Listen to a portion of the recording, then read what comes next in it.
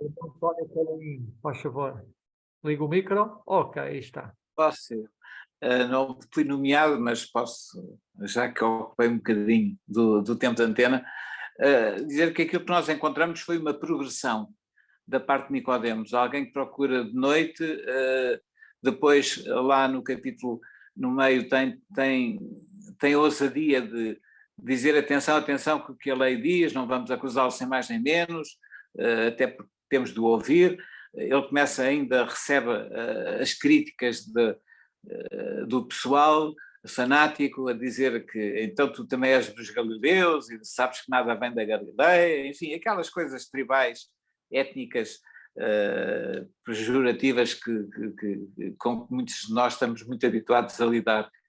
Mas no fim ele tem a possibilidade de ir à plena luz do dia, ter com a autoridade máxima do governo para pedir e solicitar a permissão para dar uma sepultura digna a alguém que ele sabe que é por demais importante para não ser colocado numa vala comum.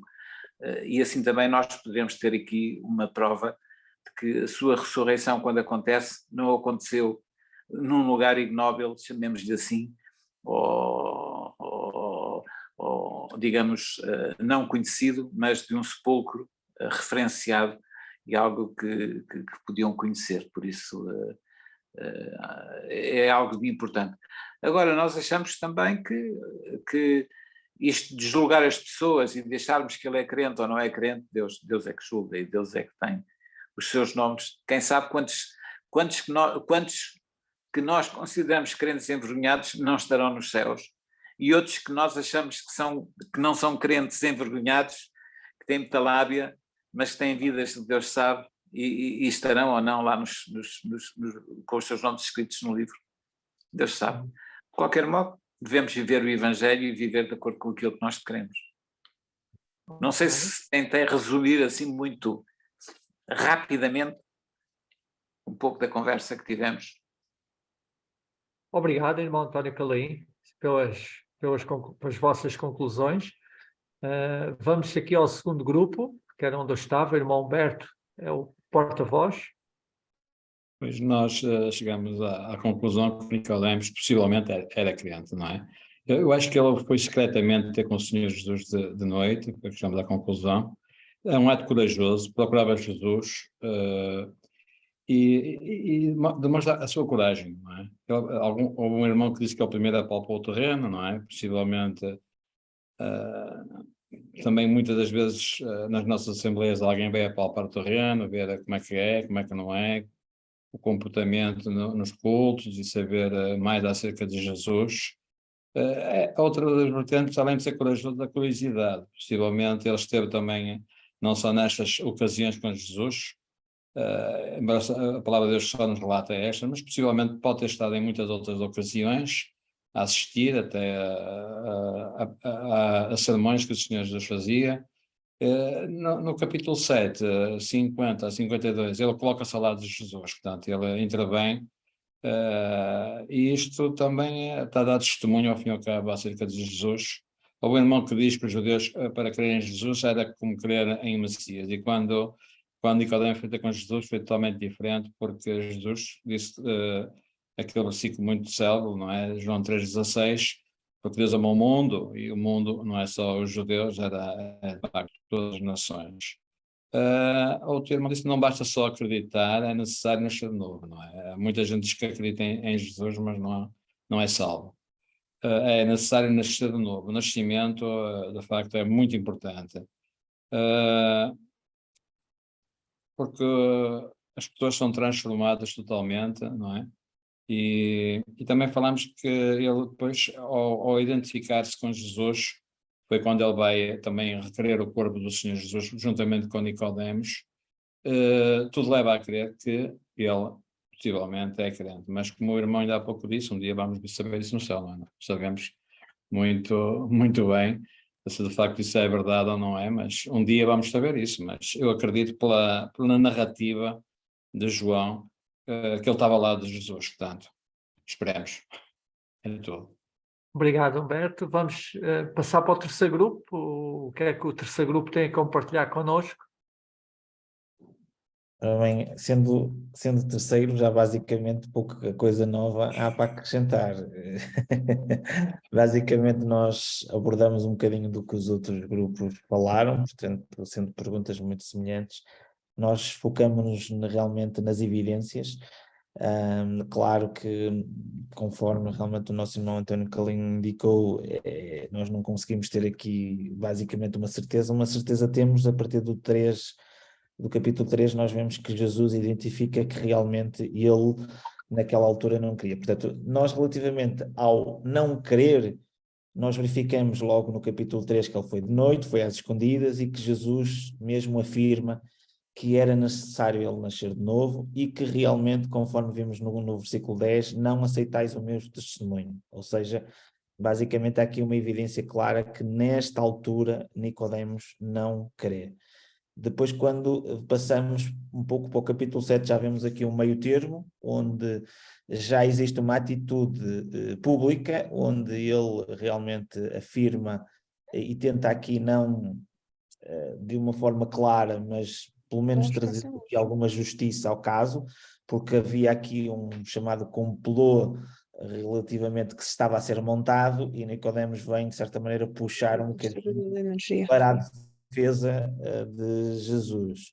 Então nós consideramos aqui um pouco este capítulo 7 um bocado um meio termo. E depois, realmente mais para a frente, nós verificamos no 19 que a atitude aqui já demonstra alguma atitude de alguém que quer realmente ir mais além, porque ele disponibilizou o túmulo, realmente teve a parte do perfume e fala-nos aqui de um investimento financeiro. E então, é quase que nós podemos dizer, onde nós investimos o nosso dinheiro, aí está também o nosso coração. Portanto, e então vemos que Nicodemos realmente afirma aqui que realmente dá aqui uma evidência, de certa maneira, que para ele Jesus era algo realmente bastante importante para se mobilizar neste sentido e ter aqui um testemunho, porque estamos a falar de um condenado, quem é que quer ficar com o corpo de um condenado? E para ele realmente não se tratava de um condenado, mas havia aqui uma assertividade no sentido de uma evidência um pouco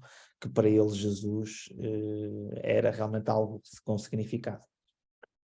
Obrigado. Obrigado a todos os grupos pela contribuição valiosa de cada um e todos notaram esta evolução na vida de Nicodemos, este trabalhar de Jesus, algo que eu achei interessante, este trabalhar de Jesus na vida de Nicodemos, o que acontece muitas vezes também na nossa própria vida, não só na situação da salvação do novo nascimento, mas até em outras áreas da nossa vida. Este trabalhar de Jesus, do Espírito do Senhor em nós, que nos vai trazendo alguma progressão e uma proximidade mais do nosso Deus, do nosso Senhor. Paulo Oliveira, vamos à segunda parte, ou vamos continuar?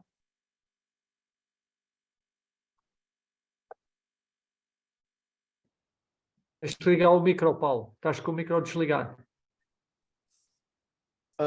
Está desligado? Sim.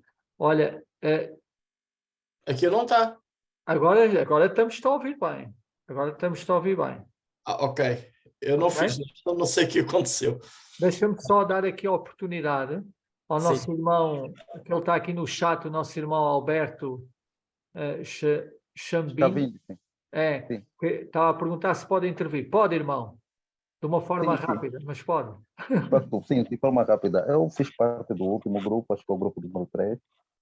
Emiti lá a minha opinião, mas contudo, eu estava. Se nós lemos os versículos ainda do capítulo 7,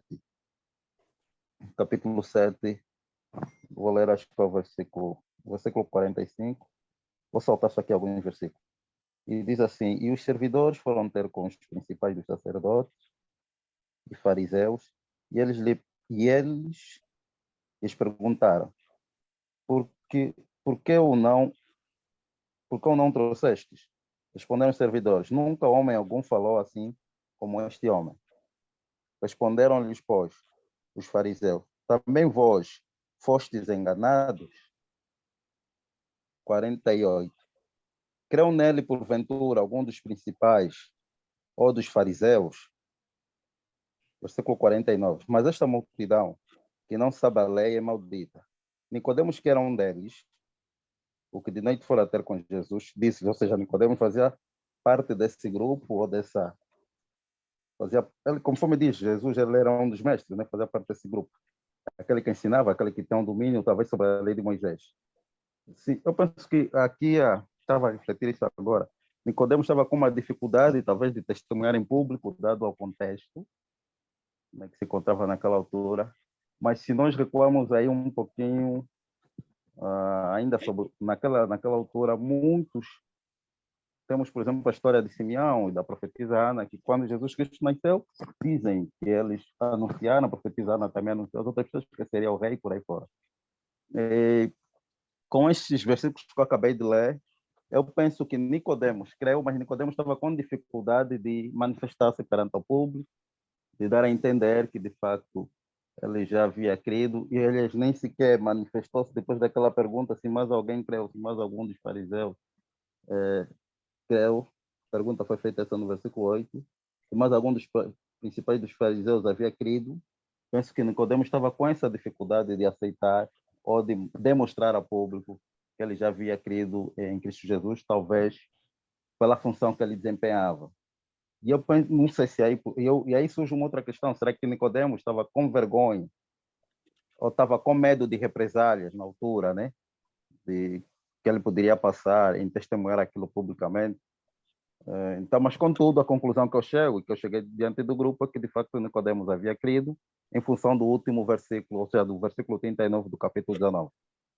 Era mais ou menos essa intervenção que eu gostaria de fazer, e talvez espero estar esclarecido em função da intervenção do nosso irmão. Ok. Tá, obrigado. Obrigado, irmão Alberto Chavilho. E se alguém tiver mais alguma questão, depois pode colocar no chat, no bate-papo, depois no fim debatemos, está bem? Paulo, força. Ok. Obrigado. Foi interessante ouvir os vossos comentários e os vossos raciocínios acerca deste personagem tão interessante no Evangelho de João. Nicodemos é o único evangelho que menciona este homem. Pedro, queria pedir para poderes ler o resto então do texto até ao fim do capítulo 19. Temos 2 slides. Okay. Evangelho de João, capítulo 19, de 17 a 42. Diz assim a palavra do Senhor: Tomaram eles, pois, a Jesus, e ele próprio, carregando a sua cruz, saiu para o lugar chamado Calvário, Golgotá em hebraico, onde o crucificaram, e com ele outros 2, um de cada lado, e Jesus no meio. Pilatos escreveu também um título e o colocou no cimo da cruz. O que estava escrito era: Jesus Nazareno, o Rei dos Judeus. Muitos judeus leram este título porque o lugar onde Jesus fora crucificado era perto da cidade e estava escrito em hebraico, latim e grego. Os principais sacerdotes diziam a Pilatos: Não escrevas Rei dos Judeus, e sim que ele disse: Sou o Rei dos Judeus. Respondeu Pilatos: O que escrevi, escrevi. Os soldados, pois, quando crucificaram Jesus, tomaram-lhe as vestes e fizeram 4 partes para cada soldado, uma parte, e pegaram também a túnica. A túnica, porém, era sem costura, toda tecida de alto a baixo. Disseram, pois, uns aos outros: Não a rasguemos, mas lancemos sortes sobre ela para ver a quem caberá. Para se cumprir a escritura, repartiram entre si as minhas vestes, e sobre a minha túnica lançaram sortes. Assim, pois, o fizeram os soldados. E junto à cruz estavam a mãe de Jesus e a irmã dela, e Maria, mulher de Clopas, e Maria Madalena. Vendo Jesus sua mãe, e junto a ela o discípulo amado, disse: Mulher, eis aí teu filho. Depois disse ao discípulo: Eis aí tua mãe. Desde essa hora em diante o discípulo a tomou para casa.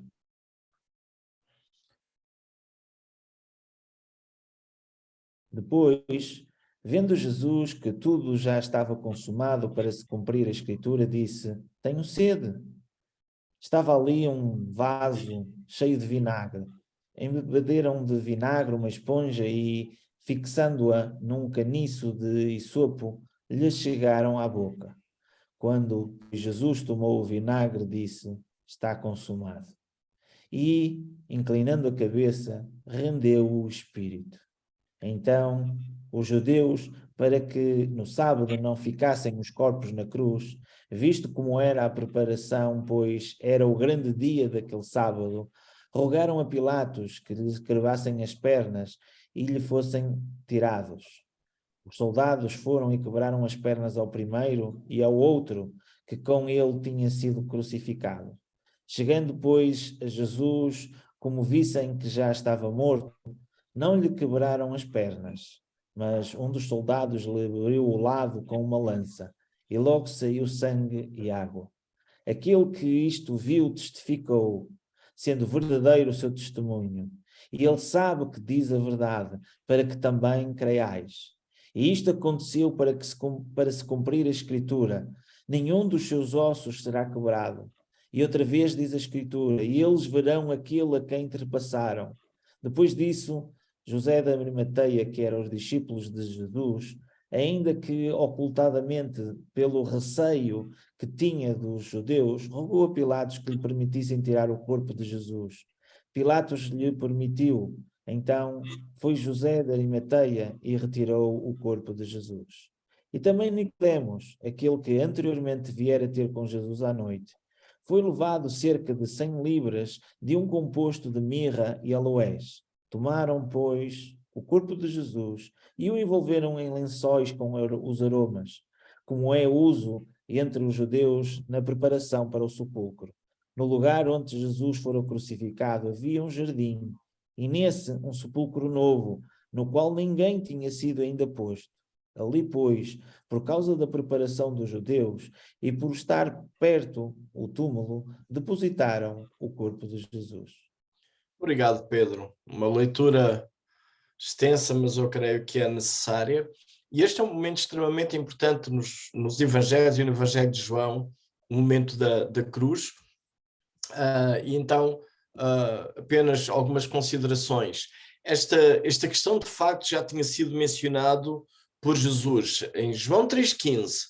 Do modo porque Moisés levantou a serpente no deserto, assim importa que o Filho do Homem seja levantado para que todo aquele que nele crê tenha a vida eterna. Então, a ideia de Jesus morrer desta forma, crucificado, em que os dois grupos da humanidade, digamos, na concepção da altura, judeus, gentios, esta divisão que era feita, estão contra Jesus.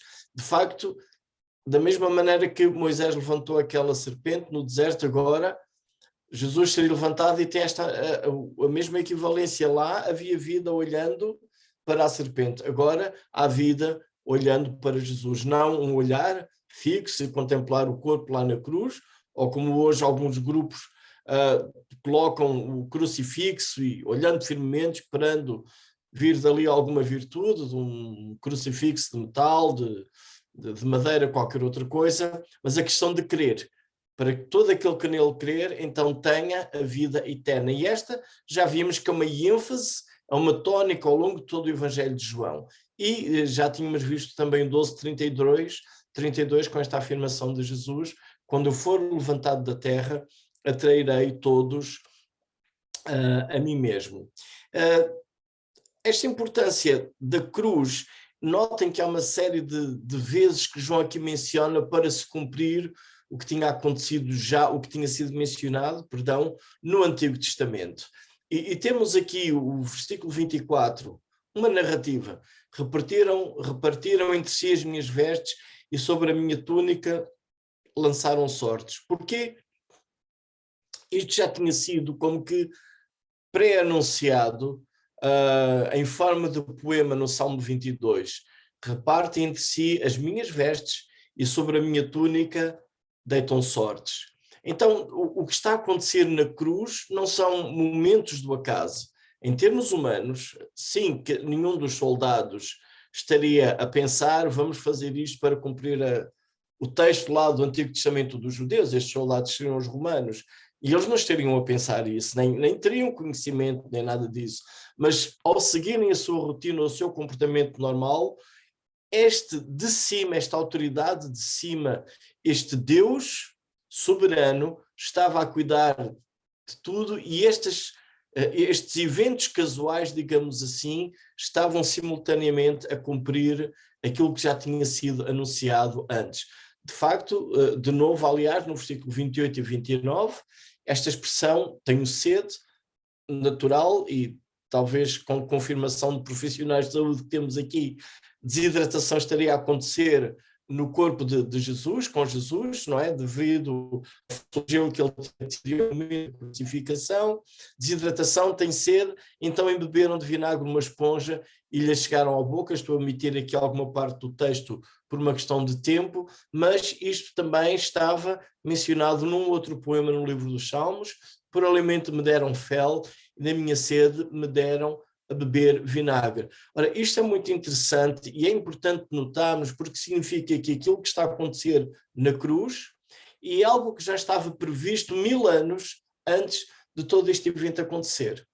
Portanto, estamos aqui a ler textos em números redondos 1000 anos antes de Jesus. O que João quer fazer é testar a veracidade e a conformidade do quadro da cruz com toda a narrativa do Antigo Testamento, com toda a preparação, digamos assim, que o Senhor Deus Criador foi fazendo ao longo dos anos, ao longo dos séculos, para a redenção do ser humano separado de Deus pelo pecado e poder ter vida eterna. De novo, o versículo 36, o detalhe de que as pernas de Jesus não foram quebradas porque notaram que ele já estaria então morto. Era uma prática para acelerar o processo, quebrar o processo da pessoa morrer, partir as pernas então aos crucificados. Aqui havia essa necessidade, porque era o dia, era a véspera da Páscoa, portanto todos os preparativos, e não poderiam, segundo a lei judaica, haver as pessoas, os corpos pendurados na cruz. Isso não seria permitido, então era necessário que morressem. Para isso acontecer, a tortura teria que ser diminuída, o tempo da tortura. Então, para que a pessoa não se pudesse apoiar nas pernas e conseguir manter a respirar, as pernas eram quebradas e todo o peso agora, a sustentação de todo o corpo ficaria sobre os braços, trazendo pressão no tórax e provocando dificuldades respiratórias que aceleravam o processo de morrer. Mas, de novo, o Salmo 34 menciona que preserva-lhe todos os ossos, nenhum deles será quebrado. Não vamos ler, mas também em mente este quadro da Páscoa, e é um momento em que estamos no momento da cruz, é um momento da Páscoa, não devemos esquecer isso, e umas regras mencionadas tanto no livro de Êxodo como de Números, é que este cordeiro que os judeus comiam na Páscoa não poderia ter os seus ossos partidos, em tempo algum. Os ossos não se poderiam partir. E não devemos deixar de esquecer que João registra também no início a afirmação, a declaração de João Batista: eis o Cordeiro de Deus que tira o pecado do mundo. E temos este quadro, temos o Cordeiro de Deus que tira o pecado do mundo, agora morrendo como rei pelos judeus, morrendo como rei pelos gentios, e como Cordeiro de Deus os seus ossos não são também quebrados. E o que João está aqui realmente a querer fazer é que eu, como leitor, perceba que o que está a acontecer em tudo isto com Jesus não é algo que está a fazer agora à pressa, uma nova religião, nada disso. Tudo isto é bem explícito, conhecido no Antigo Testamento. Ora, este personagem que falámos há pouco, Nicodemos, sendo ele fariseu, ele era um conhecedor do Antigo Testamento. É dito que muitos fariseus sabiam capítulos, livros inteiros do Antigo Testamento de cor, podiam recitá-los por causa de tanta leitura, de tanta repetição. E Nicodemos, certamente, ao ver todos estes quadros, não sei, teria feito algumas ligações. Fica sempre aquela pergunta. De novo, esta afirmação: verão aquele a quem traspassaram, e temos de novo uma citação do Antigo Testamento, agora do livro do profeta Zacarias, que registra assim: e sobre a casa de Davi e sobre os habitantes de Jerusalém derramarei o espírito da graça e de súplicas. Olharão para aquele a quem traspassaram, pranteá-lo-ão com quem pranteia por um unigênito, e chorarão por ele, como se chora amargamente pelo primogênito. Então, isso são tudo quadros que João está aqui a destacar, para que quem lê possa realmente seguir aquele conselho que Nicodemos tinha dito lá no 750. A nossa lei não julga um homem sem primeiro o ouvir e ver o que ele fez. E João está aqui a validar isto. Está-nos a fazer ouvir o ensino de Jesus ao longo de todo este Evangelho. E está-nos a dar estes sinais que ele diz, portanto estou agora a referir-me ao fim do capítulo 20, está-nos a mostrar estes sinais para que possamos saber o que ele fez. E a questão agora é o convite, se eu creio ou não creio. E temos o momento, então, da consumação plena. E temos, então, no versículo 28, depois, vendo Jesus que tudo já estava consumado, portanto, Jesus como que está a dissipar, tudo está a chegar o momento final, digamos assim. Depois, então, temos a concretização, em que de novo a palavra consumado surge, e Jesus agora clama. Quando depois Jesus tomou o vinagre, disse, e está consumado, inclinando a cabeça, rendeu o espírito. Como que tudo agora está finalizado, toda esta missão de Jesus vir, morrer por nós, pelos nossos pecados, está agora finalizada e concretizada. E temos um registro muito interessante de novo, em que João tem que meter aqui, parece que ele é forçado, ele força-se a ele próprio a meter aqui o seu cunho pessoal. Aquele que viu isto testificou, sendo verdadeiro o seu testemunho, e ele sabe que diz a verdade para que também vós criais. Chegado a este momento, João não consegue ficar ali, ele não se abre, diz, identificando-se como o apóstolo João, mas ele diz, aquele que viu isto testificou, sendo verdadeiro o seu testemunho, ele sabe que diz a verdade, para que também vós criais. E tenho aqui alguns destaques. Primeiro, a questão que ele estava lá e ele viu. Eu tenho-me limitado muito aqui ao próprio Evangelho, porque estou a tentar partir do princípio que estamos a usar este Evangelho para ler como uma ferramenta de evangelismo, mas João, na sua primeira carta, ele diz aquilo que vimos e ouvimos e as nossas mãos tocaram com respeito ao verbo da vida. Portanto, ele atesta-se aqui como uma testemunha ocular, estava lá, viu, presenciou, e também dá a ideia que ele quer afirmar que ele faz parte deste reino de Jesus, que faz parte deste reino do verbo, que se fez carne, faz parte deste reino de Deus. Porquê? 2 vezes ele diz que, sendo verdadeiro o seu testemunho, e ele sabe que diz a verdade. Ora, ainda hoje lemos no capítulo 18 que Jesus respondeu a Pilatos, eu para isso nasci e para isso vim ao mundo, a fim de dar testemunho da verdade. Todo aquele que é da verdade ouve a minha voz. E agora o que é que João está a fazer? Está a dar o seu testemunho também. Se Jesus veio para dar testemunho da verdade, agora João está a narrar-nos também o seu testemunho da verdade, um testemunho que é verdadeiro. E ele sabe que diz a verdade. Porquê? Como leitor, eu quase que posso ouvir todo aquele que é da verdade, ouve a minha voz. E este que viu e testificou, ouviu esta voz da verdade. E como tal, está agora a escrever o Evangelho e proclamar a verdade. Qual é a intenção dele? De novo ele enfatiza a mesma intenção. Para que também vós criais. Temos estado a ler este Evangelho. Aquilo que Jesus afirmou, aquilo que Jesus fez, os tais sinais, e chegando ao fim do Evangelho parece que há mais pressão sobre mim para que eu possa responder. Eu acredito nisto que eu leio acerca de Jesus e começo a tecer uma rede de ideias e de pensamentos de quem é Jesus. Ele é Deus, Deus realmente tornou-se homem, ele esteve entre nós, ele realmente tem um reino, ele quer reinar na minha vida, é um reino que não é deste mundo, é um reino eterno, é um reino que é de paz, é um reino de verdade, é um reino de amor, eu quero que ele reine na minha vida, ou eu quero juntar-me com a multidão, com os judeus e dizer, não, o único rei que eu tenho é César, não queremos nenhum rei destes, eu não quero nenhum Deus a governar a minha vida. E assistindo este quadro da crucificação, parece que João nos quer convidar. Nós podemos dizer, sim, eu creio que o que eu estou a ler é verdade, eu creio que aquilo que João diz de Jesus é verdade, e sim, eu creio ter a vida eterna. João testemunha da verdade, para que quem o lê creia em Jesus como Cordeiro de Deus, que tira o pecado do mundo. E então, o nosso Nicodemos. Quero terminar com mais 2 slides, um sobre Nicodemos e algumas aplicações para nós. Então, em 3,15, já vimos nos grupos, ele encontrou-se com Jesus e ele percebeu que tinha, e nós temos, que nascer outra vez. Temos que nascer de cima. Então essa ação não é apenas minha vontade, não é iniciativa minha. Eu não sou suficiente para poder dizer eu quero o céu.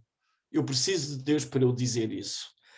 E Nicodemos foi confrontado com Jesus com estas palavras. Outra coisa importante que Nicodemos destacou, e vocês notaram lá nos grupos também, ele afirmou que a lei, ele destacou a lei, não julga ninguém sem primeiro ouvir e saber o que ele fez. Eu queria fazer um pequeno parênteses. Isto é um bom princípio para a nossa vida. Nós não julgarmos ninguém sem primeiro ouvir aquela pessoa e saber o que ela fez. Muitas vezes nós julgamos as pessoas pelos boatos, por aquilo que ouvimos, por aquilo que desconfiamos, por um pressentimento, alguma coisa, fazemos juízos. E este conselho que Nicodemo deu ali no conselho, no Sinédrio, é extremamente importante. Não se julga sem primeiro ouvir a pessoa, sem saber o que ela fez.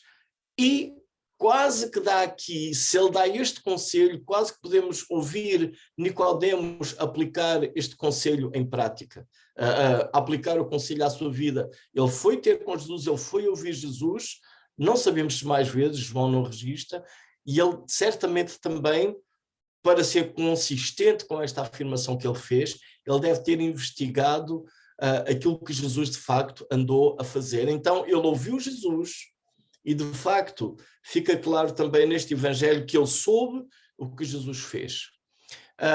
E nós, como leitores, também temos estado a ouvir Jesus, a ler, digamos assim, através de João, e a ver aquilo que Jesus fez também através da leitura. E é impressionante esta última parte, em que ele vai e de facto ele presta homenagens. O que nós temos ali 100 libras, o equivalente a 45 quilos. O texto não diz, e eu não gosto de me basear em fazer afirmações categóricas em suposições, mas eu tenho alguma dificuldade em ver Nicodemos a carregar um saco de 45 quilos de especiarias, pensando também em termos de peso e de volume, sozinho por ali fora até chegar ao local do sepulcro. Possivelmente pessoas, criados, iriam com ele. Ou seja, o que temos aqui é um quadro em que é um exagero nesta carga, 45 quilos, vocês podem encontrar se calhar equivalências de peso diferentes, mas nunca vamos chegar a 10 quilos ou alguma coisa assim, é algo realmente exagerado para cuidar do corpo de Jesus, não é nada discreto, dá nas vistas, certamente vão mais pessoas, é bastante. O que tenho pesquisado, normalmente esta quantidade seriam homenagens dignas de um rei ou de alguém extremamente importante. Uma pessoa comum não teria uma quantidade tão grande assim de especiarias. Desta vez ele não vai de noite, ele vai em plena luz do dia, vai com alguns criados, não sei, que carregam tudo aquilo. Ele não é discreto, aquilo certamente deu nas vistas e foi generoso também pela a questão monetária, também já foi mencionada nos grupos, mas de facto ele deu honra, penso eu, a quem lhe deu perdão. No entanto, não temos aqui algo muito explícito, não sei a razão, mas João não quis dizer-nos, Nicodemos realmente creu num sentido de salvação de vida eterna, mas pelo menos podemos concluir seguramente que Nicodemos creu naquilo que Jesus dizia ou afirmava, pelo menos de uma forma teórica ou religiosa, certamente sim, porque ele correu um risco tremendo em se associar a um criminoso rejeitado pela nação e crucificado pelo Império Romano. Mas não vou afirmar que sim, Nicodemos estará salvo só por causa disto, mas a mim dá a ideia que é um personagem que, como alguém que eu posso evangelizar, está crescendo a conhecer quem é Jesus e, chegado a este momento, como aquele que se identifica com ele abertamente. Não quero também deixar de notar este José de Arimateia, um discípulo oculto, e graças a esta dupla, José de Arimateia e Nicodemos, é que nós temos essa possibilidade de identificação de um local que nos permite afirmar que Jesus ressuscitou. Um destino provável de crucificados seria a vala comum, neste caso seriam 3, e provas de ressurreição, essa evidência que é narrada mais à frente nos outros evangelhos, seria bem mais complicada. E este também é a mensagem do cerne de Paulo. A base da mensagem de Paulo é que Jesus Cristo morreu e foi sepultado segundo as Escrituras e ressuscitou. E é graças a um discípulo oculto, José de Arimateia, e a um outro Nicodemos, tímido, que anda por trás deste evangelho apenas aparecendo 3 vezes, é graças a ele que nós temos todo este meio que permite um túmulo com uma pedra fácil de identificar, um local notório, visível, que permite afirmar uma ressurreição. E seja lá qual for o tipo de fé ou de crença que Nicodemos tem, eu queria encorajar a que nós podemos olhar para Jesus e prestar estas honras de rei. Foi crucificado como rei, num tom de zombaria, mas nós podemos aceitá-lo e convidar a pessoa com quem partilhamos a mensagem a lidar com este Jesus como rei, como seu rei. Também, da mesma maneira que Nicodemos foi ousado em transportar toda aquela carga de especiarias para sepultar o corpo de Jesus, prestando-lhe honras, que a nossa fé também possa ser ousada nesta manifestação de dizermos sim, eu creio, eu quero honrar este verbo que se fez carne, e demonstrarmos também a nossa devoção abertamente por Jesus. E também sermos generosos. 45 quilos não era barato. E notamos aqui 2 pessoas, possivelmente compostas, e Nicodemos investiram em honrar Jesus. Já tínhamos lido antes a mulher que quebrou aquele vaso de alabastro. Então sermos também generosos na nossa oferta e entregar realmente tudo aquilo que somos e temos a este Deus que se fez homem e morreu por nós para nos perdoar. Termino aqui. Obrigado, Paulo, pela explanação clara da palavra. Bom, eu acho que não há nenhuma questão aí no chat para ser posta ou debatida. Não? Ok. Vamos terminar, como é hábito, com uma palavra de oração e depois só